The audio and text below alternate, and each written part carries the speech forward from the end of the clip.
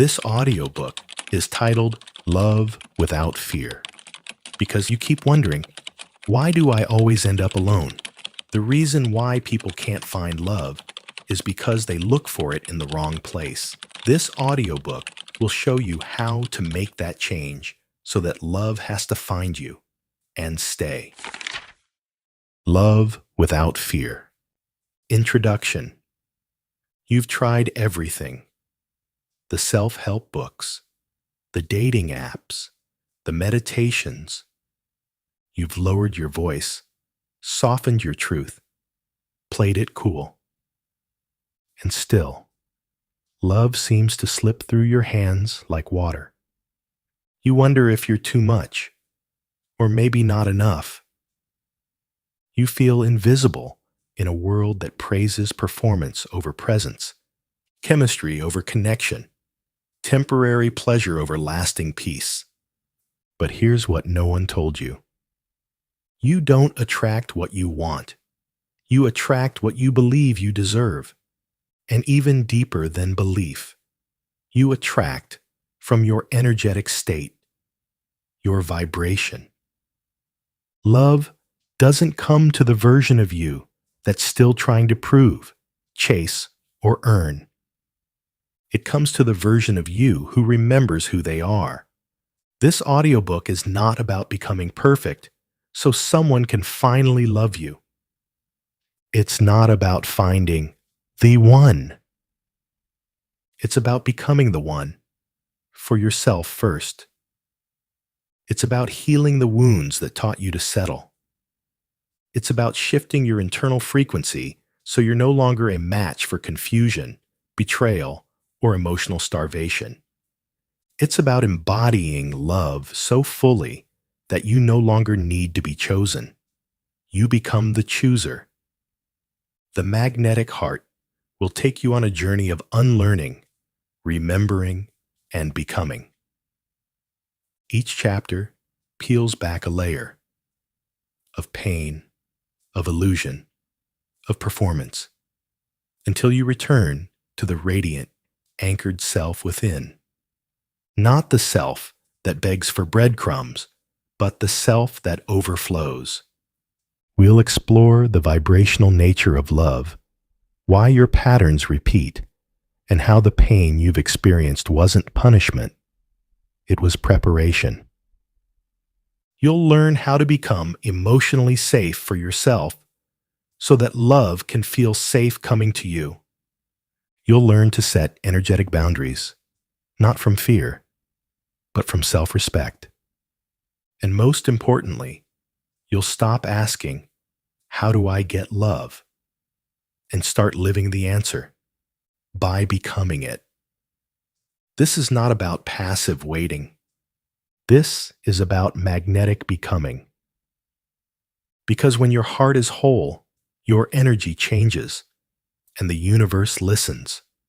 So take a breath, not to shrink, but to expand. You are not broken. You are not behind. You are not hard to love. You are just one frequency shift away from everything you've ever wanted. Chapter 1. The Frequency of Love. Love is not luck. It's not fate. It's not something that just happens if you're beautiful enough, quiet enough, or good enough.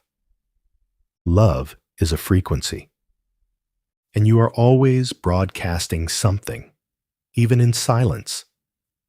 Most people believe love is something outside of them, something to chase, earn, or win.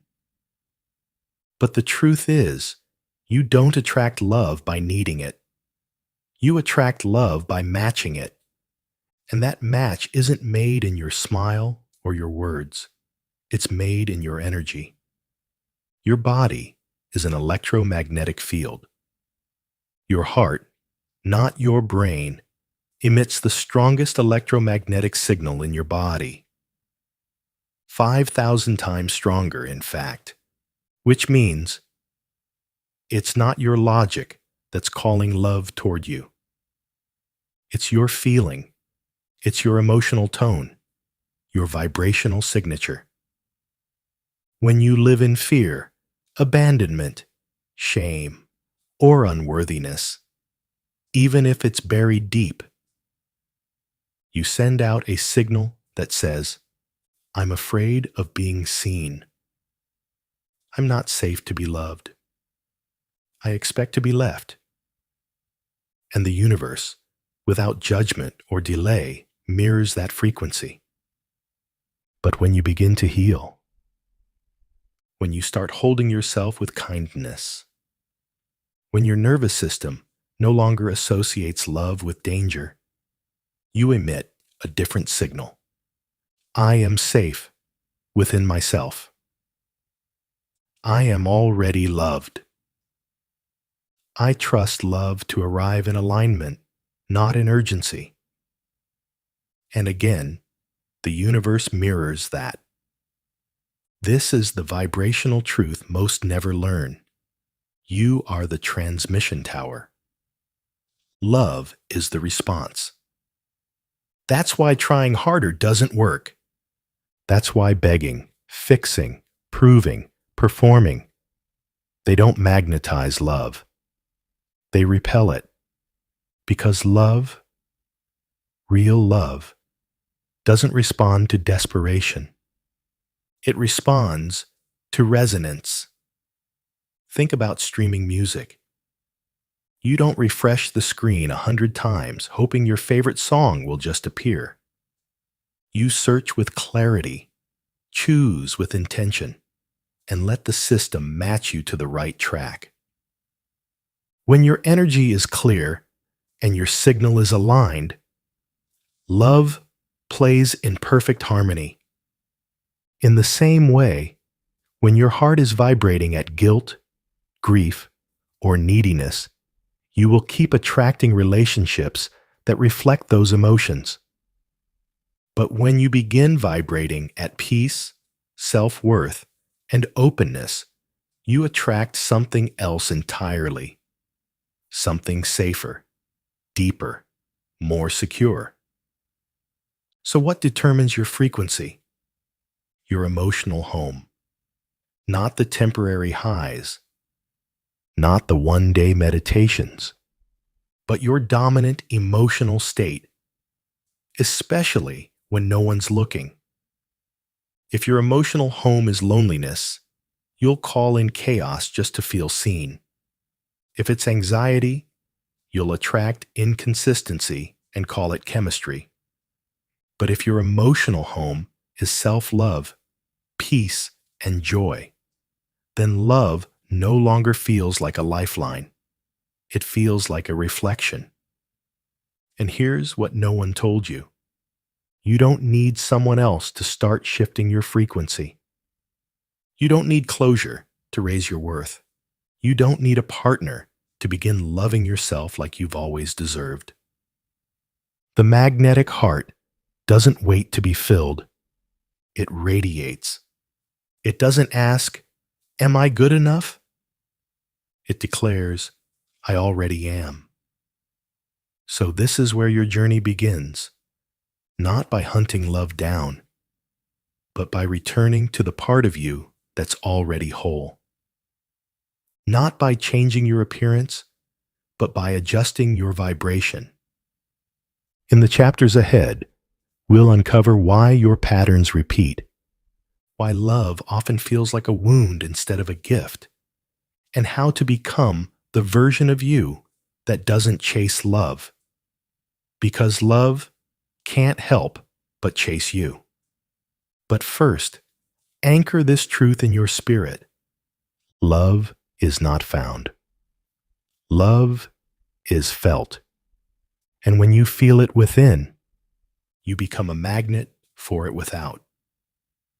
This is how the frequency of love begins, not by asking, who will love me, but by daring to ask, what would it feel like if I already was? Chapter 2. The Mirror Principle. Attracting what you are.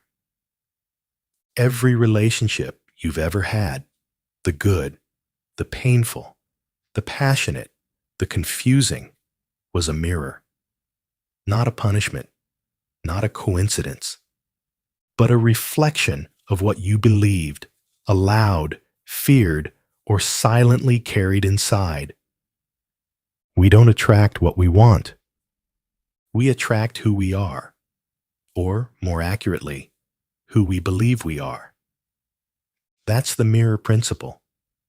The universe doesn't send people to hurt you, but it does send people who activate what is still unhealed. It reflects the stories you've silently told yourself for years. I'm too much. I'm never chosen. I have to earn love. If I open up, I'll be abandoned. And so, you attract someone who makes you feel unseen, unsafe, or unwanted. Not because that's what you deserve, but because that's what your energy unconsciously expects. It's not your fault. You weren't taught this. You were taught to look outward, to find someone who completes you, who saves you, who proves you're worthy. But what you were never told is this: you are already whole. And until you live from that truth, love will continue to show you the parts you've disowned. This is why people repeat patterns, different faces, same heartbreak, because the subconscious is magnetic. And until you upgrade what's within, the mirror doesn't change. This isn't just spiritual poetry, it's energetic law. If you don't believe you're worthy, you'll repel anyone who tries to treat you well. If you fear abandonment, you'll cling or push away, making the fear come true. If you carry unresolved betrayal, you'll question even the loyal ones and exhaust the connection before it begins. And so, the mirror keeps showing you. But here's the grace. The mirror doesn't just reflect your pain, it also reflects your healing. The moment you shift your inner story, the reflection changes. When you start honoring your needs instead of minimizing them, when you learn to self-soothe instead of people-please, when you stop chasing and start choosing, something sacred happens. You begin to attract people who meet you where you are, not where your wounds live, but where your worthiness resides. And not just romantic partners. Friends, opportunities, mentors, everything shifts because you shifted. So how do you change what you attract? You start by becoming brutally honest with yourself. What stories about love have I been carrying? What do I really believe I deserve? What am I unconsciously teaching others about how to treat me? Where am I still abandoning myself, hoping someone else won't? You don't do this to shame yourself. You do this to free yourself. Because until you see the mirror clearly, you can't change the reflection. But once you do, once you shift your emotional baseline from fear to faith, from lack to enoughness, you become magnetic. And when that shift is genuine, your outer world has no choice but to catch up. Because the mirror doesn't lie, but it does listen. In the chapters ahead, you'll learn how to heal the root causes of these patterns, how to dissolve the emotional blocks that keep pushing love away, and how to step into the version of yourself that love cannot help but recognize. But for now, begin with this simple but radical truth. You are the origin, not the outcome. You are the signal, not the seeker. And love is not the prize. It is the reflection of your own vibration. So look into the mirror of your life, not with judgment, but with the gentle eyes of someone ready to change. Because when you become the love you wish to receive, you no longer need to find it. It finds you. Chapter 3. Wounds that block love. You can vibrate at the frequency of love. You can understand the mirror principle. You can set clear intentions and even visualize your dream relationship. But if you're still carrying unhealed wounds, those wounds will speak louder than your worth. Love doesn't just respond to your conscious desires. It responds to your emotional truth. And your emotional truth is often shaped not by what you know, but by what you've survived. You may have read in Chapter 1 that love is a frequency. But here's what often interferes with that signal. Pain from your past is acting like static in your field. Just like a song won't play clearly when your internet connection is weak, your ability to give and receive love becomes distorted. When old heartbreaks, betrayals, and abandonment wounds remain unresolved. And yet, we often blame ourselves. We think, why do I always push people away? Why do I attract people who don't choose me? What's wrong with me? But the real question is, what have I been taught about love that I haven't questioned? Your earliest relationships, especially the ones you didn't choose, programmed your nervous system and subconscious beliefs. If love came with conditions, you learned to perform. If love was inconsistent, you learned to cling. If love disappeared without explanation, you learned to expect the rug to be pulled out at any moment. And so now, even when someone offers safety, you flinch. When someone stays, you question it. When someone sees you, you hide. Not because you don't want love, but because some part of you still believes love is dangerous. Intimacy leads to pain. If I'm fully seen, I'll be left. These are the wounds that block love. They're not weaknesses, they're survival patterns. But survival isn't the same as thriving. And these patterns, once necessary, now act like firewalls against the very thing you long for. It's why you attract the same relationships as we explored in Chapter 2. Because your subconscious is still trying to resolve the original wound. Through new people, new faces, same ache. But repetition isn't resolution. And more chances won't heal what only you can look at. So how do we begin to heal? Step 1. Name the pattern without blame. Start with awareness, not shame. Look gently at your romantic history and ask, what is the emotional theme that keeps showing up? How do I behave when I feel close to someone? What part of me panics when things feel good? Don't label it as sabotage.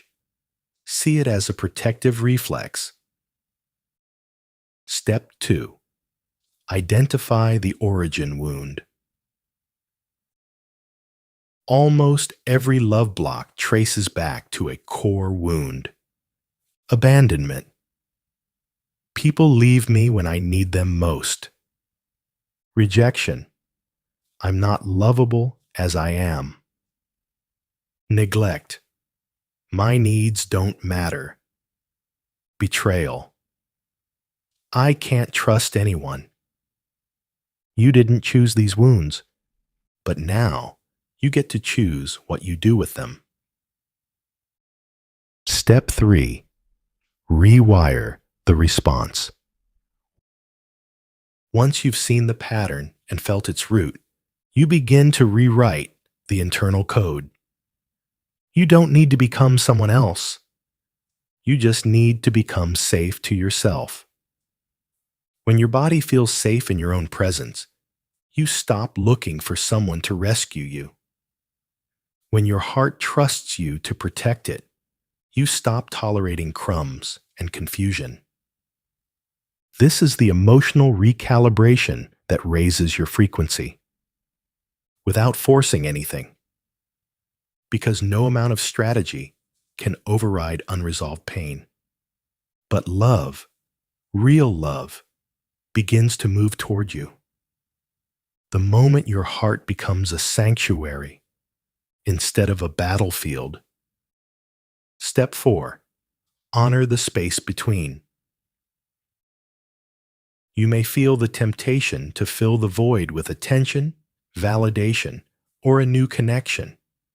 But healing is not an absence of love. It's the presence of self. This space, between the wound and the new pattern, is sacred. It's not empty. It's becoming. And in that space, you learn to do what no past lover ever could. Stay. Listen. Hold. Choose yourself again and again. Because here's the truth. Until you stop abandoning yourself, love will continue to echo that abandonment. But once you become emotionally available to you, available to your own grief, your own joy, your own needs, you become magnetic to those who meet you there. No more begging for clarity. No more shrinking to fit. No more performing to earn. Your wounds are not your identity. They're invitations, not to harden, but to soften toward the parts of you that never felt safe to be seen. As we move into the next chapter, you'll learn how to take this healing further, to stop identifying with pain and start embodying the version of you that is love, confident, calm, and emotionally radiant. Because love doesn't come to the person you're pretending to be. It comes to the person you finally allow yourself to become. And you don't become magnetic by covering your scars.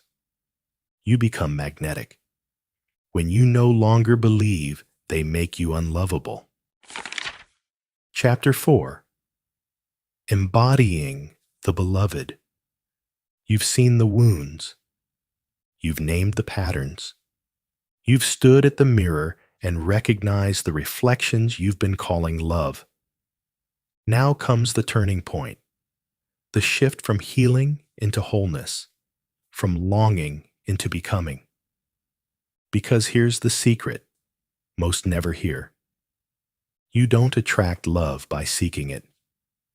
You attract love by being it. To embody the beloved means to stop waiting for someone else to bring you the feelings you've been denying yourself. It means no longer searching for home in another's eyes, but becoming the place your own heart feels safe to live. It is becoming emotionally available to you. Not when you're perfect, not when you figured it all out, but right now, in your messy, radiant, healing humanness, becoming what you want to receive. Take a moment and ask yourself, if the love of my dreams walked into my life today, would I be ready to receive it without fear, sabotage, or self-abandonment? Most people want devotion, but are still afraid of being seen. They want consistency, but are addicted to drama. They want honesty, but lie to themselves about what they truly need. This is not failure. This is feedback. And it's your opportunity to become the version of you that is emotionally safe. not just for others, but for yourself. Because love doesn't arrive to complete you. It arrives when you no longer abandon who you are to earn what you already deserve. How to embody the beloved. This chapter isn't about doing more. It's about being differently, becoming a vibrational match to the love you claim to desire. Here are the ways to begin. 1. Speak to yourself the way you wish to be spoken to. You want love that is kind? Then soften your inner dialogue. You want a partner who listens? Then start listening to yourself. The way you talk to you becomes the script others unconsciously follow. Change the language. Change the energy. The reflection follows. 2. Keep promises to yourself. Do you follow through on what you say to you? Do you rest when you say you will? Walk away when your boundaries are crossed? Trust isn't built through declarations. It's built through consistency. The more your inner self feels safe in your care, the less it craves external validation. This is what maturity in love looks like. Self-trust before relationship trust. 3. Regulate your energy before you reach for rescue. When loneliness hits, can you sit with it? When anxiety rises, can you breathe through it?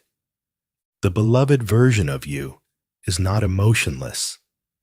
They're emotionally present, rooted, compassionate with themselves.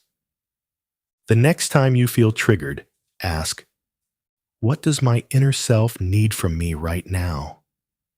And give it before reaching outward to be soothed. That's self-devotion in practice. That's embodiment. 4. Dress, move, and live as the version of you who feels loved already.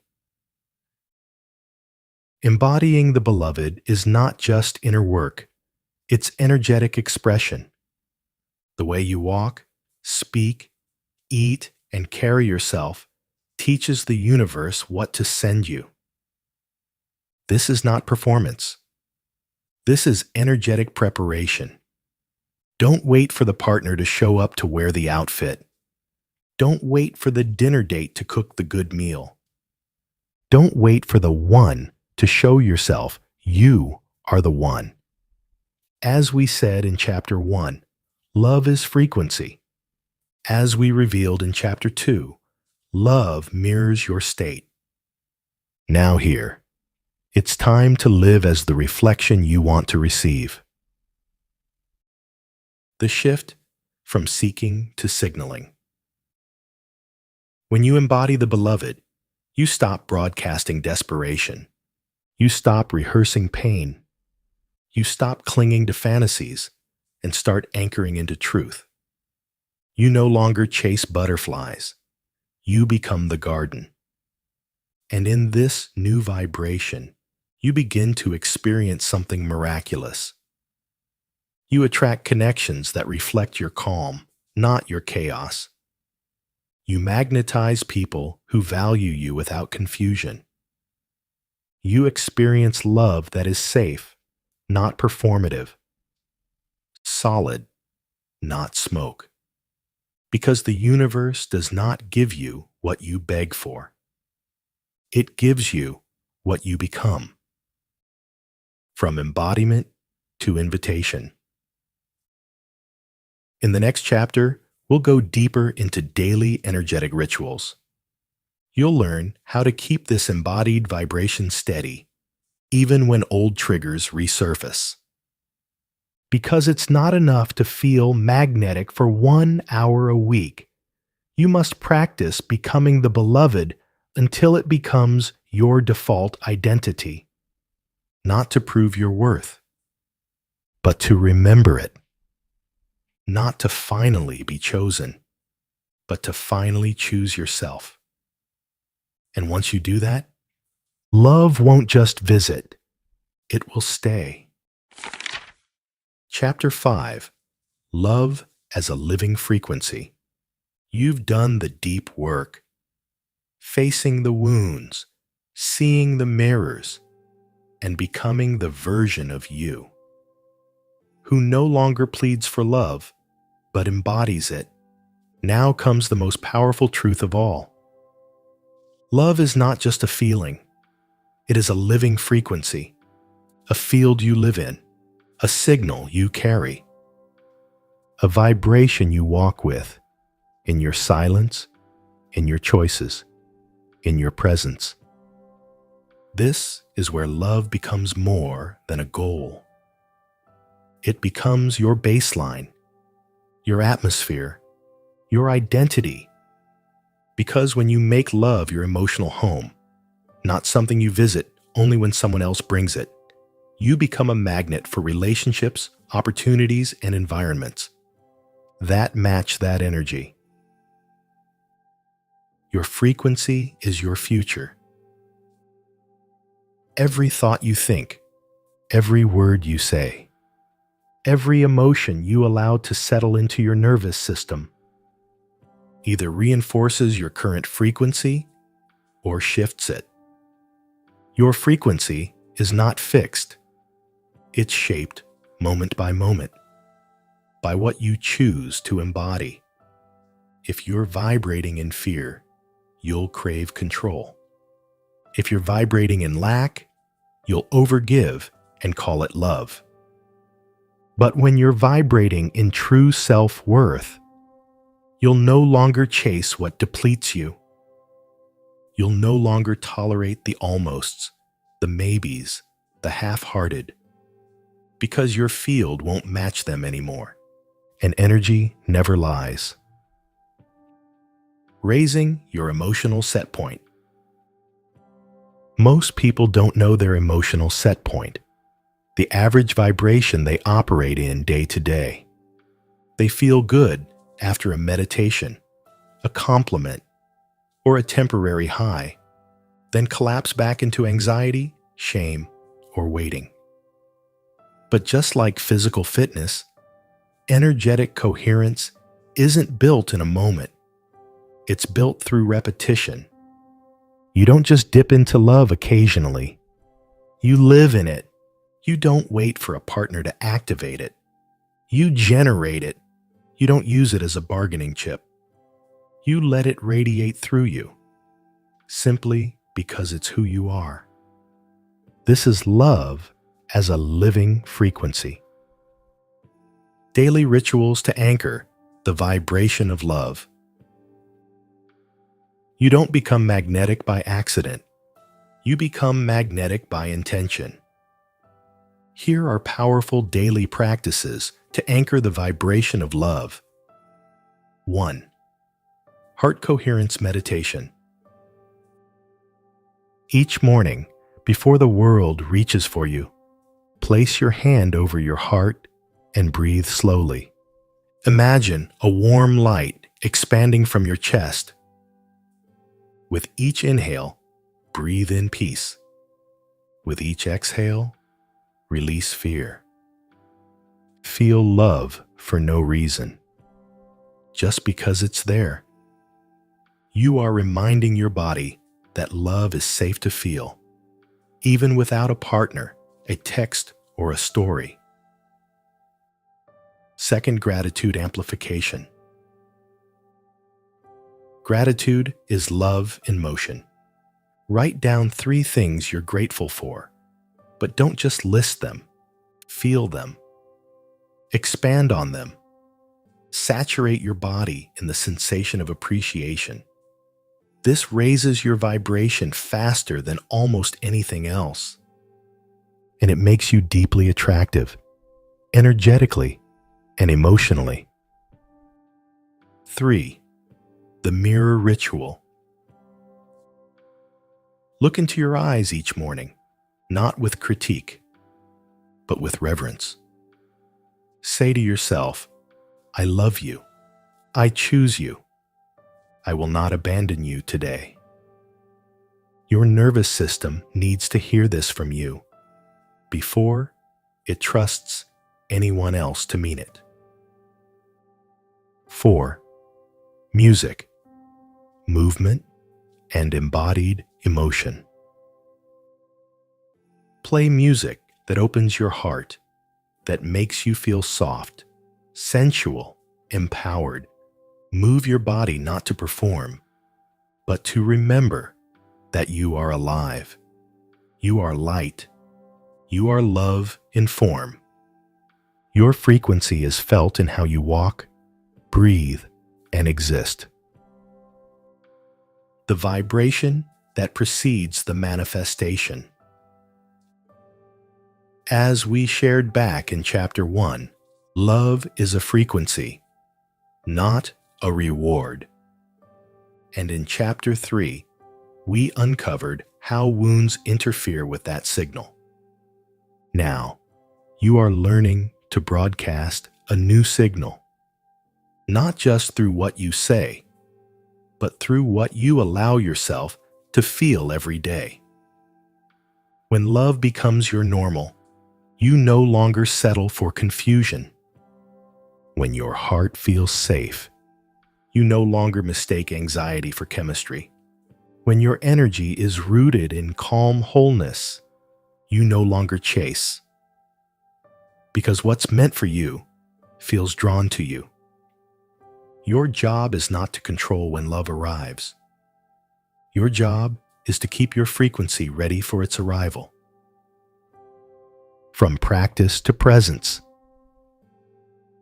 Eventually, these rituals become more than practices. They become you. You won't need reminders to love yourself. You will be the reminder. And those around you will feel it. Because love doesn't whisper through words alone. It pulses through presence. People feel your energy before they hear your story. And when your energy says, I am love, I am whole, I am ready, the universe listens. The universe responds. In the next chapter, you'll learn how to talk to the universe about love, not from emptiness, but from embodiment. You'll discover how to set intentions that actually match your vibration and how to speak from your magnetic heart.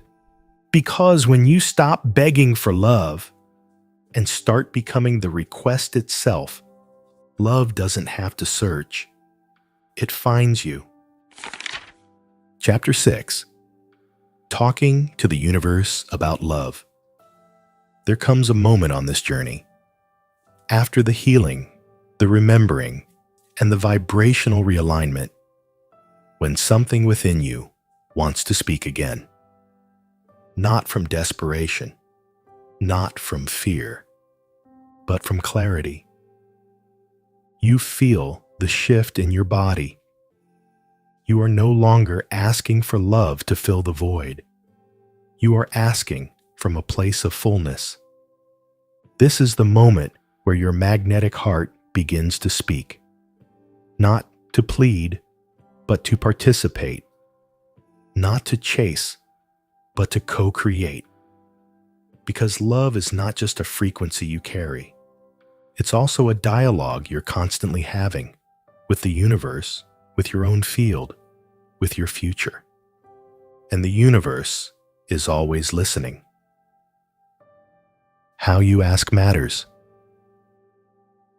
If your vibration is your signal, and your embodiment is the invitation, then your intention is your direction.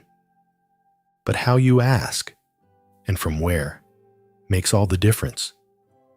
Please, I just want someone to love me, carries the vibration of need, fear, and lack.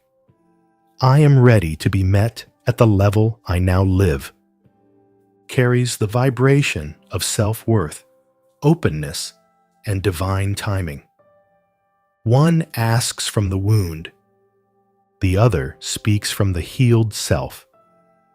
Only one of them the universe can align with fully.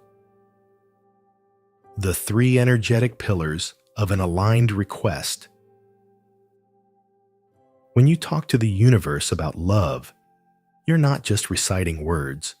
You're sending out a vibrational blueprint, a sacred signal. That signal rests on three energetic pillars. 1. Clarity.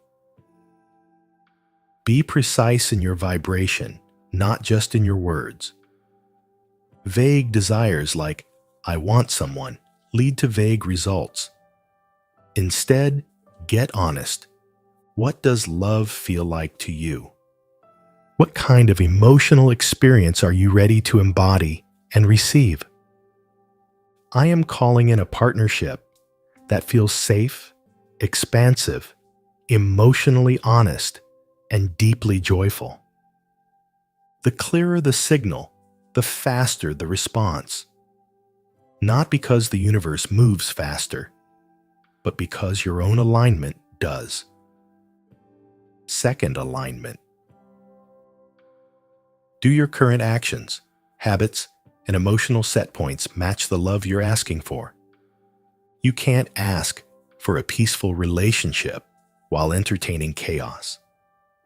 You can't ask for honesty while betraying your own truth. The universe doesn't punish, it mirrors. If your energy says, I only receive love that honors me, then every time you honor yourself, you reinforce that magnetic pull. Third, emotion. The universe doesn't respond to your sentences. It responds to your state, your emotional tone, especially the one that lives beneath your words, is the real message. So ask with presence, with groundedness, with soft confidence, not panic. Visualize what it feels like to be loved deeply. Then ask from that place. Ways to talk to the universe about love. There is no one way to speak your intention, but there are many portals to choose from. Scripting, write it into being. Journal, as if the love you're calling in is already here. I am so grateful for how seen I feel. Every day, we meet each other with laughter, depth, and ease. There's no guessing, just clarity. I didn't know love could feel this calm and this real. Spoken declarations. Let your voice carry the frequency. Speak aloud your love intention each morning. I am ready to be loved in the way I now love myself. I am magnetic to mutual, safe, heart-centered love. I only accept what aligns with my peace. Say it as though you're reminding the universe and yourself of the truth you now live. Visualization. Rehearse the feeling. Close your eyes. Feel what it's like to sit across from someone who deeply sees you, to be held without question, to speak without shrinking. Let your body anchor that emotion until it becomes familiar. The subconscious doesn't know the difference between imagined and real. So imagine wisely and often. Asking without attachment. This is the most sacred paradox. You must ask with clarity, but release your grip on how and when it arrives.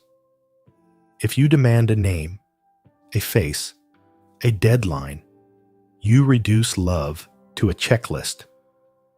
And love cannot bloom where it is boxed in. The most magnetic request is one made from the heart, then surrendered to divine intelligence. This or something better. In the right time, in the right way, with the right soul. This is not passivity. It's power. It says, I know what I'm worthy of, and I trust the universe to deliver. Love answers in echoes. After you ask, you may not hear thunder. But listen anyway. Love might respond through signs. A song lyric that speaks directly to your soul. A conversation you accidentally overhear. A sudden peace washing over you at night, unexplainable but undeniable. These are not coincidences. They are confirmations. The universe is not ignoring you. It's moving in alignment with you. And when you no longer beg for love, but become a calm, clear invitation, that's when the knocking begins. In the next chapter, we'll explore how to actually receive love when it arrives, without fear, sabotage, or shutting down. Because calling love in is only half the journey. Letting it stay is the rest. And the most magnetic hearts are not just the ones who ask clearly, but the ones who can receive what they once thought was too good to be true. Chapter 7. Receiving Love Without Fear. You've done the inner work. You've spoken to the universe with clarity. Your vibration is no longer laced with lack. It's steeped in wholeness, intention, and readiness. And then something happens. Love begins to arrive. Not always as fireworks or fairy tales. Sometimes it's calm conversations. Unexpected warmth. A connection that feels soft instead of chaotic. But instead of joy, you feel unsettled, guarded, even afraid. Why? Because for so long, you've been preparing to receive love, but deep down, you've still been bracing for the moment it disappears. You don't just need healing to attract love. You need safety to receive it. The quiet fear of having what you asked for. When love finally arrives in healthy form, it can feel foreign. You've learned to thrive in longing, to find identity in pursuit, to stay sharp in survival. But real love doesn't demand you fight to be seen. It invites you to soften, to be seen. And that, being seen without armor, is what triggers the ancient fears. Will they leave once they know the real me? What if this is too good to last? Do I even know how to stay when I'm not chasing? This is not self-sabotage. This is your nervous system calling for safety. And safety is something you must now give yourself in real time. Fear disguised as control. Sometimes, when the heart feels unready, it tries to control, overanalyzing their tone or text, pushing them away just to see if they come back, looking for problems to prove it's not safe. But this is not your intuition warning you. It's your fear trying to stay in charge of the outcome. Because control feels safer than vulnerability. But it's vulnerability that opens the door to true intimacy. So breathe. You don't need to micromanage love. You need to receive it, slowly, gently, without needing it to prove anything first. How to stay open When love feels scary. Let's walk through some core practices that help you remain open, even when your instinct is to run, freeze, or control. 1. Name the fear without judging it. Fear loses power when it's brought to light. Say to yourself, I'm feeling afraid of being hurt again. I'm afraid this love will leave like the others. Speak it, own it, and remind yourself, this is an old fear meeting a new experience. I don't need to collapse into it. 2. Regulate before you react. Pause. Breathe. When the fear rises, when you want to shut down or lash out, give your body space to process. Use grounding techniques. Hand over heart. Deep exhales. Reminders. This is safe. I am safe. Create a loving pause between the trigger and the reaction. This is where trust is built, with yourself and with others. 3. Receive in small doses. Let love in gradually. A compliment, a thoughtful gesture, an honest conversation. Let your body adjust to being seen, to being cherished. The goal isn't to force your heart open overnight. It's to let love land, one breath at a time. 4. Affirm your worthiness to receive. Say this to yourself daily. I deserve to receive love that feels calm, clear, and kind.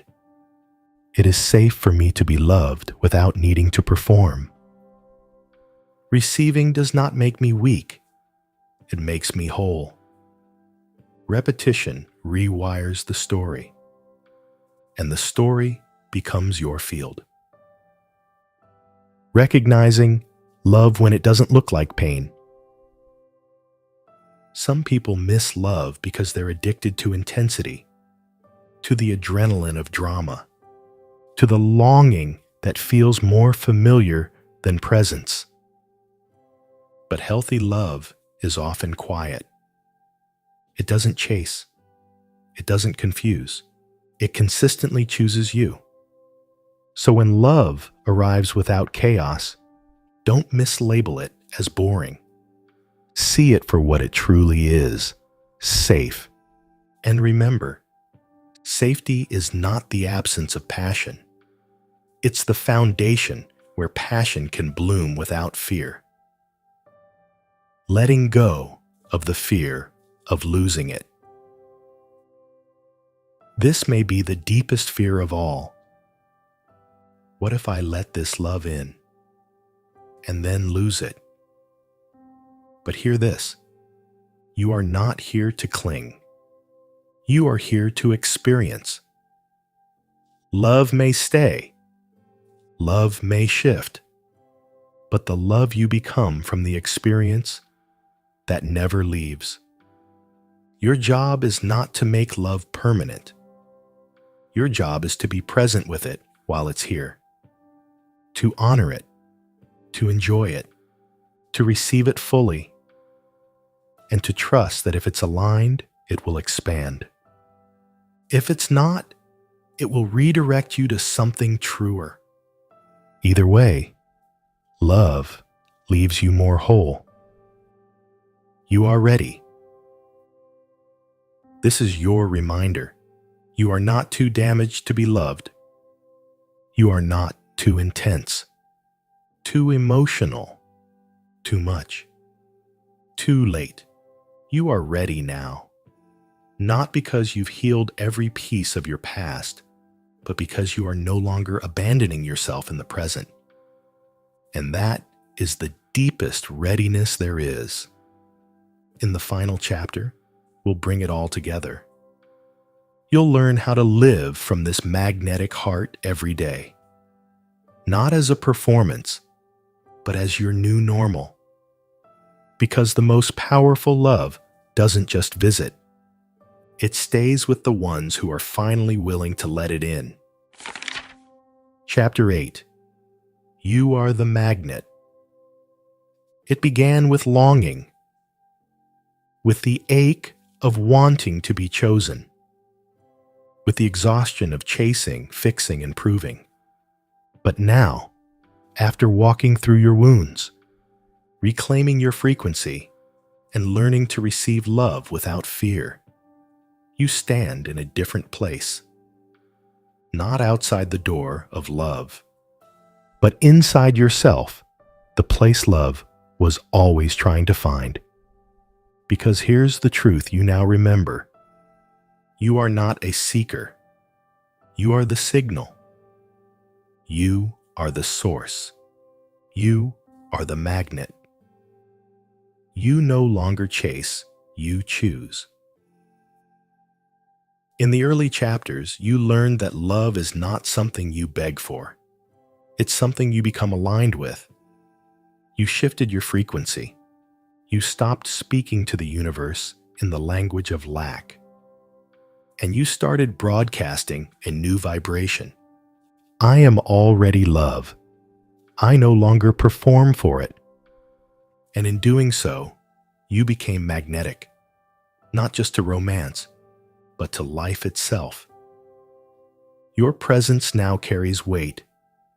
Your boundaries no longer threaten connection. They clarify it. Your softness no longer equals weakness. It signals depth. And your stillness? It draws in exactly what rushing never could. Living as the magnet.